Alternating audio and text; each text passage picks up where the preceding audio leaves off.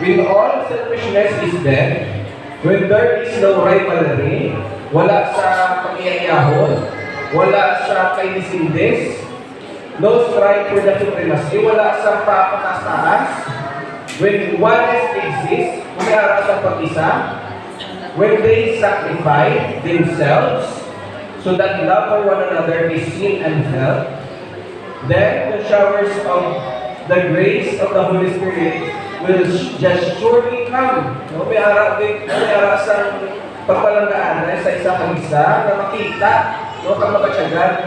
Kaya pwede mo ng isa mapakita mo lang, pero hindi mo patsagan sa isip mo kapareho. Ano lang yung natawag mo ito? Plastic.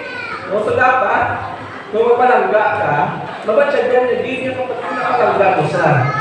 No?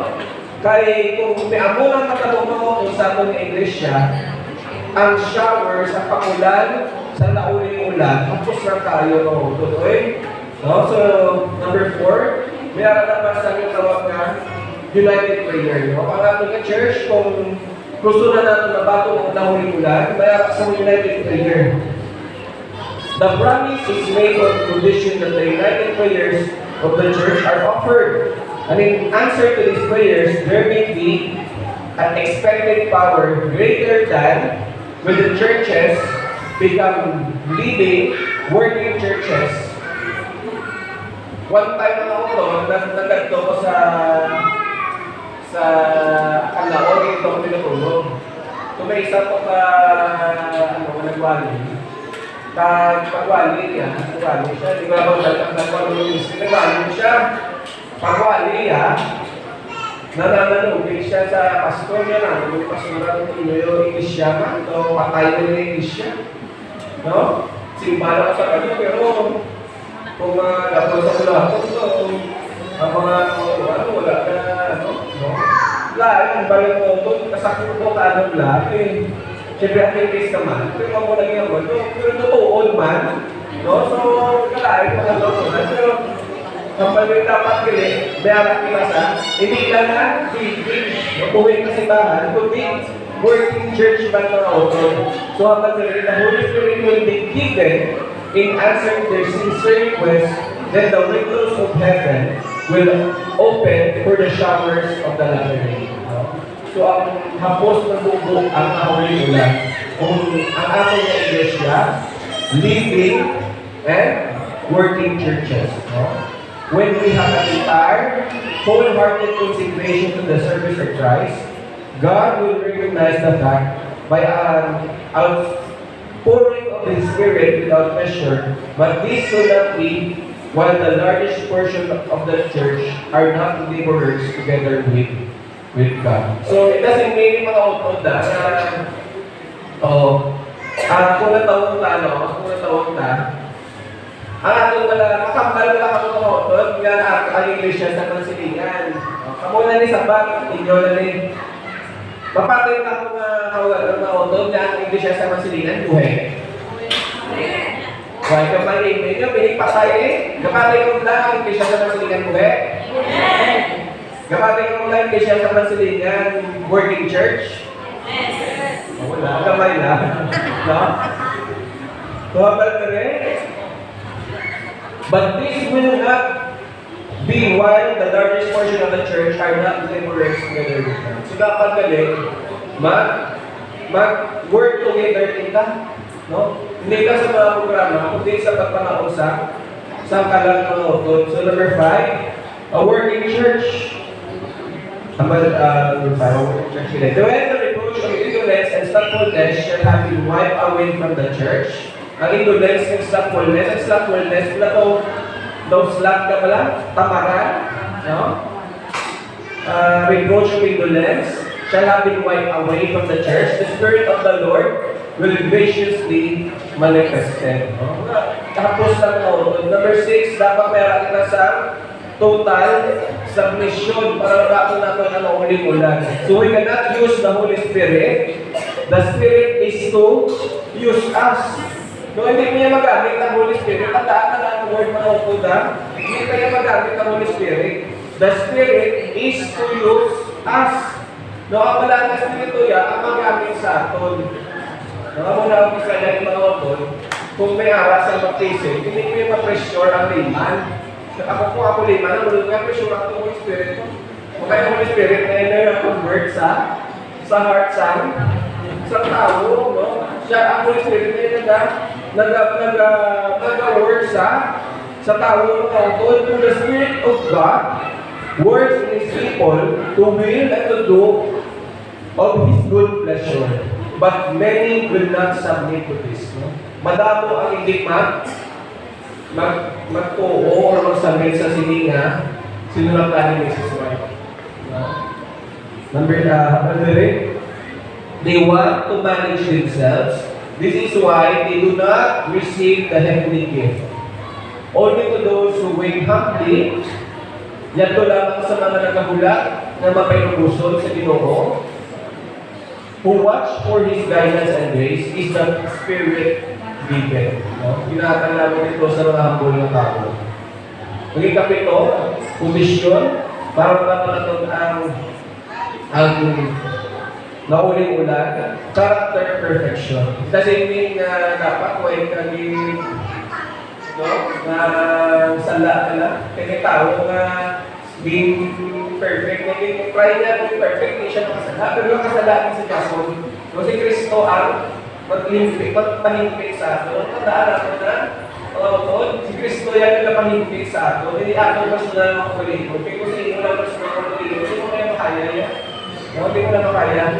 Now, those who come up to every point and stand every test and overcome, with the price, what it may, have needed the counsel of true witness, and they will be fitted for the translation by the latter day. Only those who are living up to the light, they will have received greater life. Unless we are really advancing in the exemplification of an active Christian version. So wala mga putol, na importante, kasama lang nag-tugay ang panahon sa nag-kamuhin ng Kristohano, nag-abansi kita, no? Nag-aangat kita, wala kita yung nag-shrink, no? Nag-palayo na lang, no? Mga putol. Tamang rin, we should not recognize the manifestation of the Holy Spirit in the latter day. It may be falling on our hearts all around us, but we shall not discern or receive it. Pag ulit ka ng lugar ng otod, na maabot ang tinion, hindi mo mapatsagan na nag-work pa ang balaan ng Espiritu sa inyo. Kakaginawa mo, kung nangyurang mo ang sala, tapos doon nagkahugay sa inyo, hindi na pa sikiha, pagmuha, hindi siya pala. Mag-abot na ang delikado, mamabot ang time na hindi ko na mapatsagan ng Holy Spirit. Hindi ko na mapatsagan ng Holy Spirit. Hindi na natin gusto makabot sa atin nga magulingon or sa atin ng mga kilala. Ako na galing na i-ampo natin sila, i-pray natin sila ng Holy. Namagaling sa Christian Experience, page 111. I saw that many were neglecting the preparation so needful, and were looking to the time of refreshing. Wala mo ang sa lagarin, no, mababakot nila. Pero wala sila yung preparation, no? And the latter day to fit them to stand in the last days and to live in His sight. Oh, how many I saw in a time of trouble without a shelter. They had neglected the needful preparation, therefore they could not receive the refreshing that all must have to fit them to live in the sight of a holy God. So, mas lumamang yung abot ang panahon, parehas pala sa Matthew.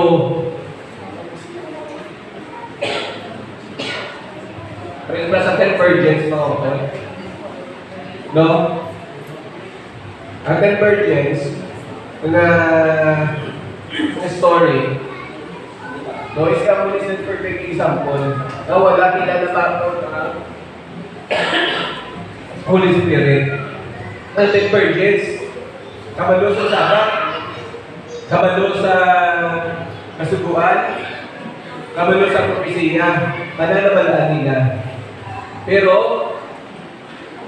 ang lima naman, ang 5 ingredients, why not prepare some oil? Pero tanan sila, at yung taste, ang lima na prepare some oil. So, amo ning kagawa sa buong mga utod. So, dapat, pangayuon ta. Ask for the Holy Spirit. Pangayuon nato ng balaan nga, Holy Spirit. Kung isa mo na galing kung isa galing ka sa disregard, kasama natin, nakalimta natin sa pangayon natin ng Holy Spirit. Pangayon natin, habang nila sa Zechariah, chapter 10, verse 1, ask ye of the Lord for rain in the time of the latter rain. Pangayon natin ang huling ulan. Ako na galing hambal sa partisan yung kakata.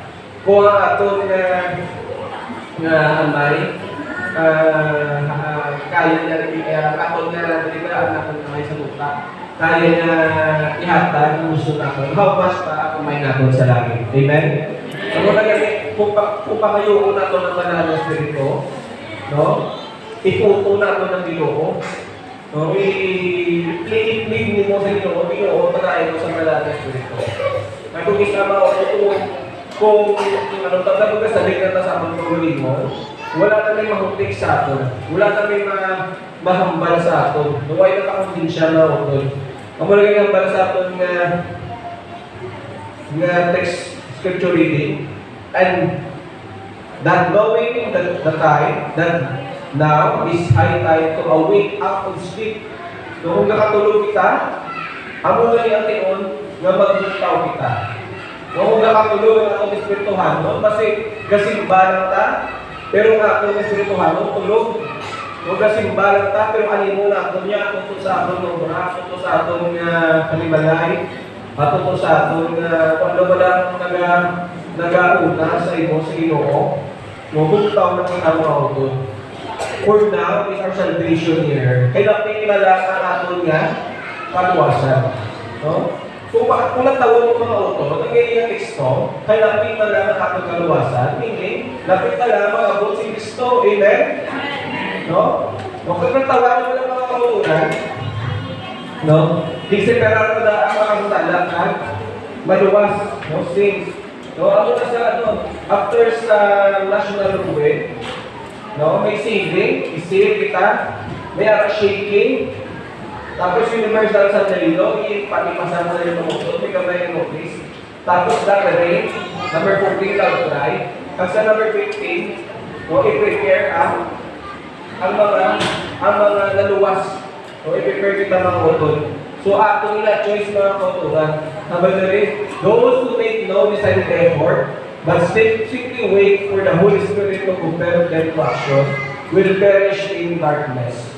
You are not to sit still and do nothing in the Word of God. Hindi lang kaya na pwede na magpupupumpo lang. Dapat ba mag-iyo ka din. Number 3,